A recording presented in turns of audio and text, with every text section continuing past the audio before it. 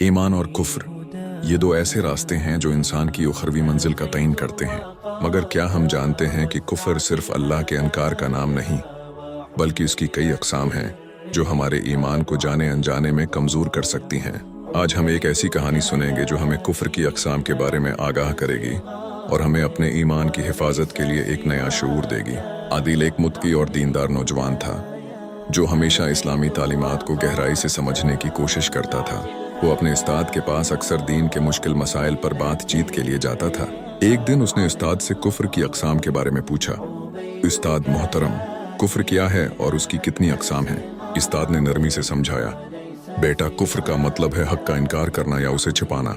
इसकी कई अक़साम हैं जिन्हें समझना हर मुसलमान के लिए ज़रूरी है। पहली किस्म है कुफ्र इनकार, यानी अल्लाह की हस्ती और उसके अहकामात का सरीहन इनकार कर देना। ये सबसे बड़ी कुफ्र की कसम है जो इंसान को दायरा इस्लाम से खारिज कर देती है।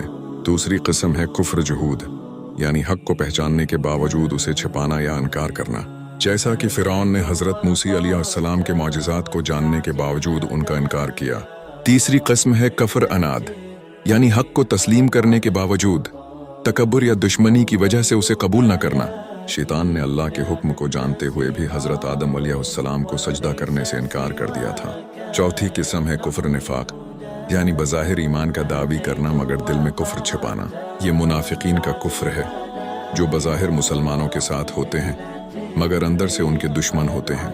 और पांचवें किस्म है कुफ्र याराज, यानी अल्लाह के दीन से बेरखी इख्तियार करना और उसकी तरफ से मना मोड़ लेना। ये वो लोग हैं जो दीन को गैर ज़रूरी समझते हैं और दुनिया की रंगीनियों में खो जाते हैं। अदील ने ये सब सुनकर गहरा सांस लिया। उस्ताद मोहतरम, ये तो बहुत संजीदा मामला है।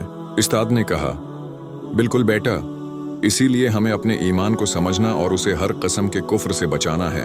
हमेशा कुरान और संत से रहनुमाई हासिल करो और अल्लाह से दुआ करते रहो कि वो तुम्हें ईमान पर साबित कदम रखे। अल्लाह ताला कुरान मजीद में फरमाता है, जो लोग कुफ्र करेंगे और अल्लाह की राह से रोकेंगे उनका अंजाम बड़ा दर्दनाक होगा। सूरह मोहम्मद 1। अदील ने उस्ताद का शुक्रिया अदा किया और इस इल्म को अपनी ज़िंदगी में अपनाने का पख्ता इरादा किया। ये कहानी हमें ये सिखाती है कि ईमान कोई ऐसी चीज़ नहीं जिसे हासिल करके छोड़ दिया जाए, बल्कि ये एक कीमती अमानत है जिसकी हर वक्त हिफाजत करनी है। या अल्लाह हमें हर किस्म के कुफ्र से पनाह दे और हमें ईमान पर साबित कदम रखकर खात्मा बलखैर नसीब फरमा। आमीन।